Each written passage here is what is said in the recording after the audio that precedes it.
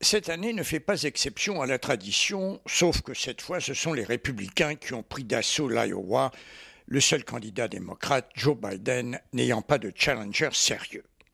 Si la douzaine de républicains qui rêvent d'arracher la nomination à Donald Trump, bonne chance, passent beaucoup de temps dans l'Iowa, un État qui compte plus de ports, 23 millions, que d'habitants, un peu plus de 3 millions, ça n'est pas pour admirer ces champs de maïs qui s'étendent à l'infini.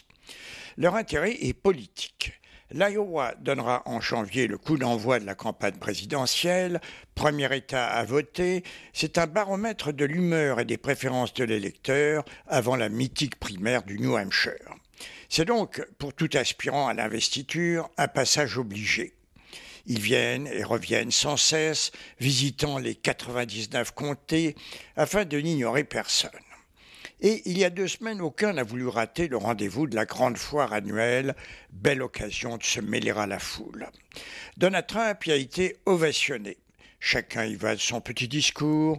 Lors d'une autre visite, Trump s'en était pris à son principal rival, le gouverneur de Floride, Ron DeSantis, opposé à l'usage du biocarburant éthanol à base de maïs. Je continue d'être votre champion pour la production d'éthanol, très important pour votre économie. Ron DeSantis a toujours voté contre, ce qui je pense sera terrible pour l'Iowa. Ron DeSantis, qui a longtemps évité de porter un mauvais coup à l'ancien président, a préféré réserver ses flèches aux démocrates. En 2024, nous avons la chance de pouvoir envoyer l'administration Biden-Harris aux oubliettes de l'histoire, où elle appartient. Si Trump et DeSantis dominent la course, le premier obtient 42% dans l'Iowa, le second 19%, les autres sont très loin derrière avec de 7 à 1% des voix. Le sénateur noir Tim Scott, avec 7%, obtient un score remarquable.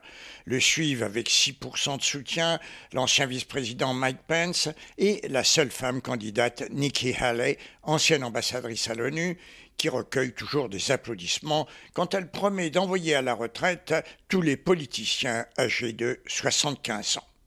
Surprise de cette campagne, Vivek Ramaswamy, un entrepreneur de 38 ans, et à ceux qui lui demandent s'il n'est pas trop jeune pour être président, il répond « 60% des jeunes Américains disent d'une façon ou d'une autre qu'ils ne sont pas fiers d'être Américains. Plus encore dans la génération Z. Je ne pense pas qu'un octogénaire puisse inspirer ou rassembler une nouvelle génération. » L'avantage de l'Iowa, vers qui tous les regards sont tournés, est qu'il permet aux candidats mineurs de mieux se faire connaître.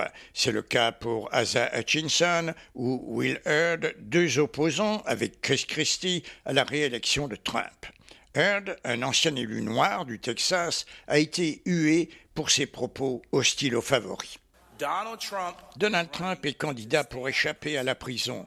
Mais si nous l'élisons, nous donnons volontairement à Joe Biden 4 ans de plus à la Maison-Blanche, et ça, l'Amérique ne peut le tolérer. L'Iowa peut être un tremplin vers la Maison-Blanche et l'a prouvé. C'est pour avoir remporté la première place dans l'Iowa que Jimmy Carter, alors peu connu, George W. Bush, Barack Obama et aussi Donald Trump ont réussi à occuper le bureau ovale. Ce qui explique cette ruée quadriennale vers les champs de maïs des candidats à la présidence. À Washington, Claude Porcella pour Média.